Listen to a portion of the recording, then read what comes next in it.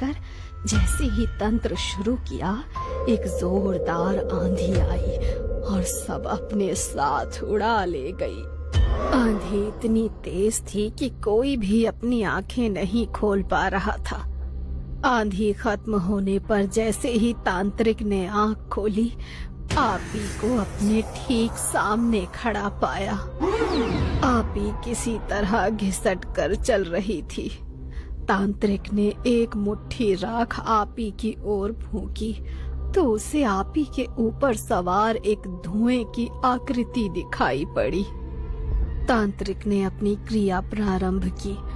उसने अब्बू और अम्मी के हाथों में एक ताबीज बांध दिया और तीसरा ताबीज कुछ देर की साधना के बाद आपी के हाथ पर बांध दिया।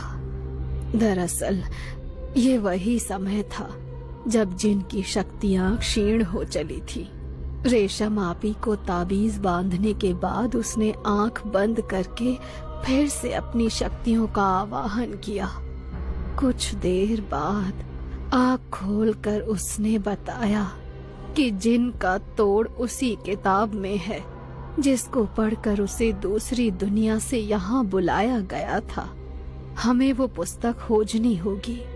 हवेली के पुस्तक घर में बहुत खोजने के पश्चात तांत्रिक को वह मंत्र पता चल ही गया जिनके माध्यम से जिनको कैद किया जा सकता था या वापस उसके लोक भेजा जा सकता था। आशा की किरण दिखाई ही पड़ी थी कि समय सीमा समाप्त होने के कारण जिनकी शक्तियां लौटने लगी। वो फिर से आपी को अपने नियंत्रण में करने का प्रयास करने लगा। आपी बेतहाशा चीख रही थी, अपने नाखूनों से अपना चेहरा और बाल नोच रही थी। उसके जिस्म से जगह जगह खून रिसने लगा था। अम्मी उसे देखकर गश खाकर गिर पड़ी थी। अब्बू सन्न खड़े इस खौफनाक मंजर के गवाह बन रहे थे। तांत्रिक ने जिनको वापस भेजने वाले मंत्र फूंकने शुरू ही किए थे कि मंत्रों की आवाज सुनकर वो क्रोधित हो उठा। आपी ने एक झटके में अपना ताबीज उतारकर दूर फेंक दिया। वो मर्दाना आवाज में गुर्राई। क्रोध में उसकी आंखों से पानी की जगह खून रिसने लगा। इंसान की भांति 2 पैरों पर नहीं, जानवरों की भांति 4 पैरों पर चलते हुए वो एक शिकारी जानवर की भांति तांत्रिक पर लपकी। आपी तांत्रिक के सीने पर चढ़ी हुई थी। उसके मुंह से टूटे फूटे शब्दों में यही सुनाई पड़ रहा था, तू मुझे मेरी इफरित से दूर करेगा, मैं तुझे दुनिया से दूर भेज दूंगा। तांत्रिक को शायद अपना अंत समय दिखाई दे गया था, या शायद वो पहले ही समझता था कि वो यहाँ से जीवित नहीं लौट सकेगा। तब भी उसने आपी के लिए इतना बड़ा खतरा उठाने का जोखिम मोल लिया।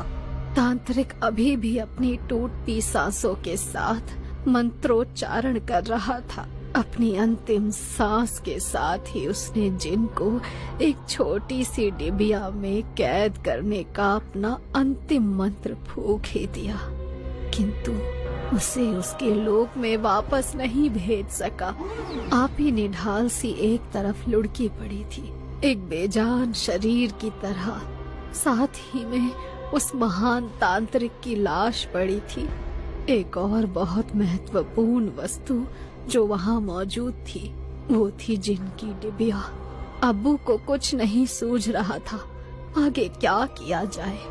वो दौड़ते हुए चचा के पास गए। चचा ने अपने हिंदू मित्र की सहायता से उस डिबिया को इस कमरे में बंद करके बाहर से मंत्रोच्चारण करके बालाजी महाराज के यहाँ से लाए हुए रक्षा सूत्र से बांध दिया। जिन अब इस कमरे में कैद था। एहतियातन इस कमरे के साथ के सारे कमरे सदा के लिए बंद कर दिए गए। आधी हवेली जिन के लिए छोड़कर बाकी की हवेली में आना जाना होने लगा। और आपकी रेशम आपी, उनका क्या हुआ? जिन तो जा चुका था, किंतु आपी अभी भी बेजान सी पड़ी थी। उसका शरीर बेहद कमजोर या कहिए एकदम खोखला हो चुका था। अभी तक शैतानी ताकत के प्रभाव से वो चल फिर रही थी, किंतु अब तो वो बिस्तर से हिल तक नहीं पाती थी। उसके शरीर पर लगे जख्म समय के साथ और ही बढ़ते जा रहे थे। साथ ही शैतानी जिन का अंश उनकी कोख में होने से उनकी ताकत क्षीण हो चली थी। 4 रोज तक जीवन और मृत्यु के साथ संघर्ष करने के बाद अंत में उनकी मौत हो गई। आपी की मौत के बाद अम्मी अब्बू बिल्कुल बेसुध हो गए थे। अम्मी तो कई रोज तक खाना ही नहीं खाती थी। लेकिन सबसे बड़ा सत्य यही है कि मरे हुए के साथ मरा नहीं जाता, जीना तो पड़ता ही है।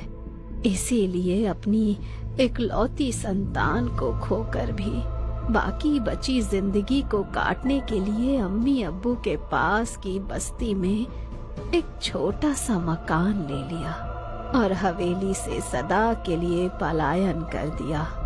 आपी की मौत के ठीक 5 महीने बाद मेरा जन्म हुआ, लेकिन उससे भी अम्मी के निर्जन पड़े मन में कोई हलचल पैदा नहीं हुई।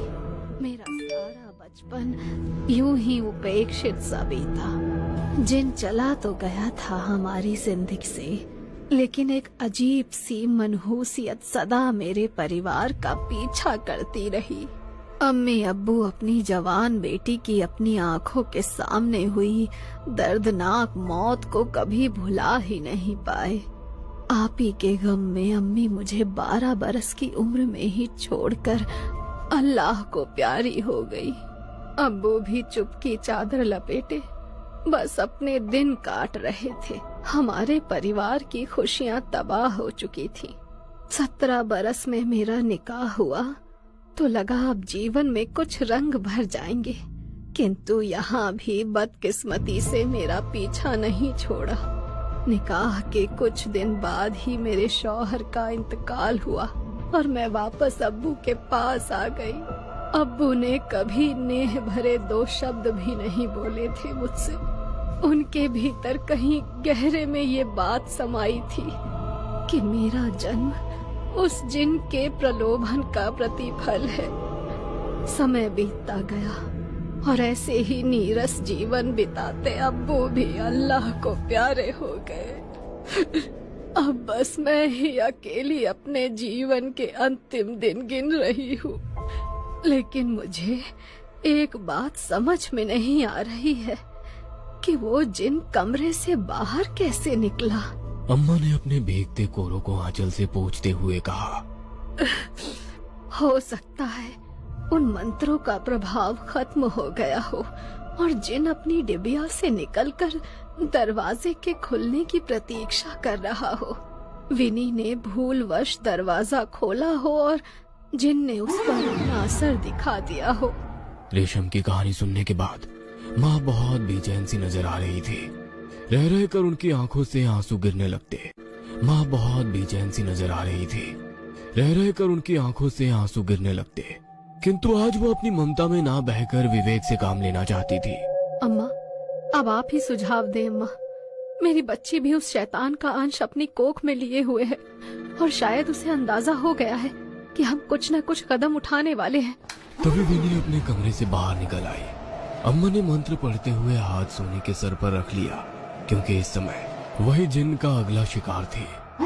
विनी घसीटती हुई हॉल में दाखिल हुई। अम्मा को लगा मानो उसकी रेशम आप ही घसीटते चली आ रही हो।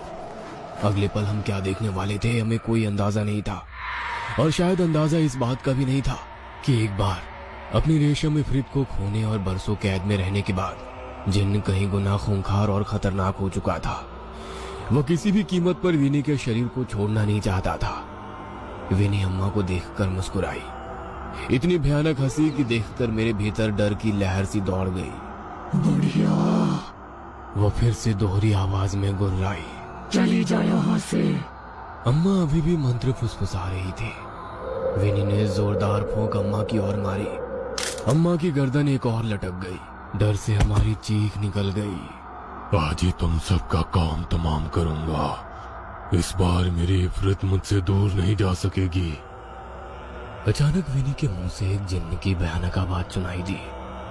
जिन्न की शक्ति क्षीण होने का समय हो गया। विनी धीरे धीरे शांत होने लगी। अचानक ही वो फिर से उठ बैठी और एक अलग ही आवाज में बात करने लगी। वो विनी को मेरे जैसा बनाना चाहता है। मैं रेशम हूँ, आज तक इस हवेली में भटक रही हूँ, मुझे मुक्ति नहीं मिली। विनी में उसे मेरा चेहरा दिखता है, इसीलिए उसने विनी के दिमाग को अपने बस में करके मेरे जैसा बना दिया है। ये बहुत शक्तिशाली जिन है, तुम सबको मार डालेगा।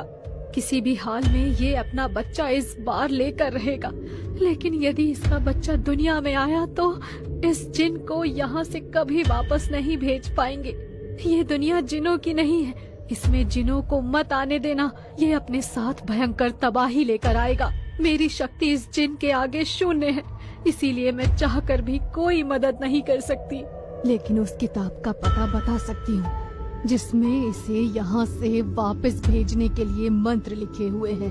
अचानक एक तेज आंधी चली। एक किताब आकर उसके सामने गिर पड़ी। एक के बाद एक किताब के पन्ने पलटने लगे और एक जगह आकर रुक गए। सबसे पहले कागज पर इस मंत्र को लिखकर उसे पानी में घोल देना है। उसके बाद उस पानी से एक गोल घेरा बनाकर आप सभी को उसमें बैठकर इन मंत्रों को एक साथ पढ़ना है।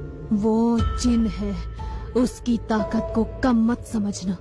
वो तुम्हें डराएगा, भ्रमित करेगा, लेकिन तुम रुकना नहीं। रेशम के बताए अनुसार माँ ने जल्दी जल्दी एक कागज में उस किताब से देखकर मंत्र लिखे और एक गिलास पानी में उसे घोल दिया। लेकिन ये सब मंत्र तो अरबी में लिखे हुए हैं, हम उसे नहीं पढ़ सकते। इन्हें अरबी में ही पढ़ना है। मैं उनका उच्चारण यहाँ लिख देती हूँ। जल्दी करो, जिन के लौटने का समय हो रहा है। जिन से अपनी बहन को बचाने का एक आखिरी उपाय मुझे मिल गया था। रेशम के बताए अनुसार हमने सारी तैयारियां कर ली थी। माँ ने गिलास के पानी में घेरा बनाया और हम सबने एक साथ मंत्र पढ़ना शुरू कर दिया। हम टूटी फूटी जुबान में उस मंत्रों को पढ़ रहे थे। मंत्रों की आवाज सुनकर विनी दौड़ती हुई अपने कमरे से बाहर आई। वो अपने कानों पर हाथ रखकर पूरी ताकत से चिल्ला रही थी। कुछ ही पलों में उसके कानों से खून बहने लगा था। आज पहली बार हमने अपनी खुली आंखों से उस भयानक शक्ल वाले जिन्न को अपने सामने पाया। विनी दर्द से बिलबिला रही थी, हाथ जोड़कर हमसे उन मंत्रों को बंद करने की विनती कर रही थी। जिन्न की डरावनी आवाज कमरे में गूंजने लगी। मैं अकेले यहाँ से नहीं जाऊंगा। अगर तुमने ये विधि बंद नहीं की तो इसे अभी टुकड़े टुकड़े कर दूंगा मैं। विनी के हाथ उल्टी दिशा में घूमने लगे। दर्द से उसकी आंखें पलट रही थी। माँ उसकी हालत देखकर बेसुध हो रही थी। माँ, वो यही चाहता है कि हम ये मंत्र बंद कर दे। उसकी तरफ मत देखो, अपनी जगह से हिलना मत। विनी बुरी तरह चीख चीख कर रो रही थी। ऐसा लगता था कोई उसके जिस्म को अंदर ही अंदर नोच कर खा रहा हो। कभी वो अपना सर दीवारों पे मारती तो कभी अपनी बालों को खींचती। उसकी एक एक चीख हमारी आत्मा खून के आंसू रो रही थी। लेकिन रेशम के बताए अनुसार बिना डरे हमने पूरे 108 बार उन मंत्रों को पढ़ा। अंत में एक जोरदार चीख के साथ विनी उछलकर दूर गिर पड़ी। ऐसा लगा जैसे उसके शरीर को बिजली का झटका लग गया हो। अगले ही पल सब कुछ शांत हो गया था। शायद जिन अपने लोक में वापस चला गया था। विनी की हालत बहुत खराब थी। उसके शरीर के लगभग हर हिस्से से खून बह रहा था। हम उसे लेकर अस्पताल भागे। महीनों के इलाज के बाद अंत में मेरी बहन स्वस्थ हो गई। उसके पेट में पल रहा वो शैतानी बच्चा भी शैतान के जाते ही अपने आप गायब हो गया।